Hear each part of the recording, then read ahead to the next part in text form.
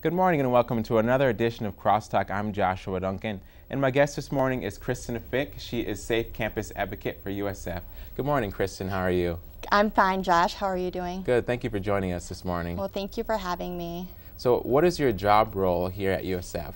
Well, as a Safe Campus Advocate here at the University of Sioux Falls, I work for the Office of Campus Safety and Security, doing primarily education and prevention efforts for students and staff as well. With that, I try to do education for students in a variety of different methods through awareness events and also in the classroom. And then I also do personal risk reduction measures, just kind of educating them on those. And then as well as reactive measures should the need arise that victims come forward on campus, I will work with them, getting them the services that they need to get back on their feet. So, what is some of your educational background that helped prepare you for this job? To get prepared for this job, I had an undergraduate degree in psychology and communications, and then I went on to graduate school to get my master's in educational psychology and counseling. So, I know we just, you said you spearhead some events here on campus. We just came out of Sexual Assault Awareness Month in April. What were some of the events on campus that we had to help students become aware of this month? All right, yeah. April is Sexual Assault Awareness Month, and so with that, I try to do events on a weekly or bi-weekly basis to raise awareness for students.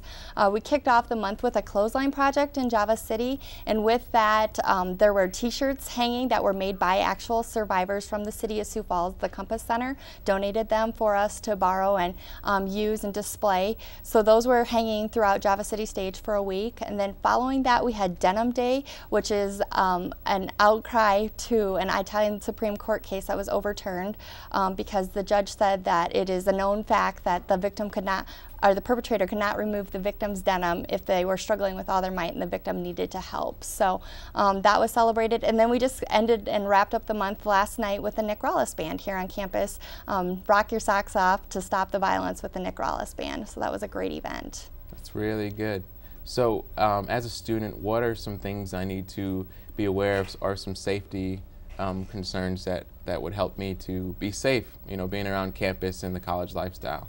Yeah, well, we like to say that USF is a very safe place. The city of Sioux Falls is a safe place, but like any other college campus, we are not immune from these things happening on our campus. We know that in reality, 1 in 6 women in their lifetime and 1 in 33 men will be victims of sexual assault. So I think just being aware of your surroundings, I don't think anyone can ever be too street smart and too aware. I think oftentimes we have this stigmatism or kind of preconceived notion that the person who's going to be the perpetrator is what we see in the movies, the person jumping out of the bushes in a dark alley. But more often than not, almost 70 to 90% of the time on a college campus, the perpetrator is actually someone known to the victim, whether it be a current or former partner, an acquaintance, a classmate, a coworker. So people that we know, not the people that we don't know. So it's sometimes even being aware of those surroundings when we think that we could let our guard down, but actually just kind of always being on our toes. So,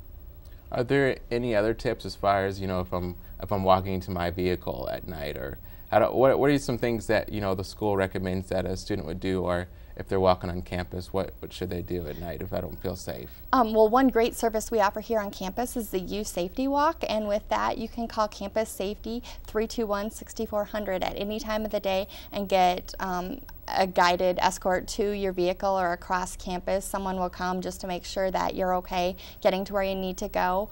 They can either give you a ride or they'll walk with you, whatever you're more comfortable with, or if you're parked far away or can't find a parking spot on campus, that's always an option as well, just to let them know. Also checking in with people. It's okay to say, you know, I'm leaving the library, calling your roommate saying I should be back to the room in 3 minutes. If I'm not, you know, start looking for me.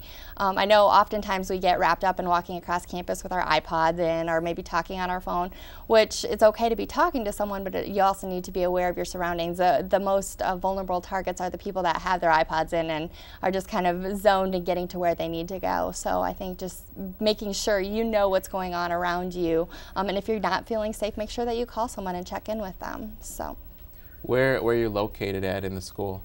My office is located in the Academic Success Center, which is near the Java City Fireplace. And I'm in the office every day. There's also an on-call number, 321-0652, which is kind of a 24-hour hotline if students ever feel that they need assistance from the youth safety program. Either I myself can help them, or if they don't feel comfortable coming on campus for services, if they go to the website, www.usiouxfalls.edu, there's a tab on there that links them to all different resources within the community of Sioux Falls. So that is also an option. If they come to me, it's confidential counseling services that they will be offered, but otherwise they are also very welcome to just go directly to the services within the community as well. So. Well, thank you, Kristen, for joining us this morning. That information is very helpful to college students. Next up is Brett Geese with sports.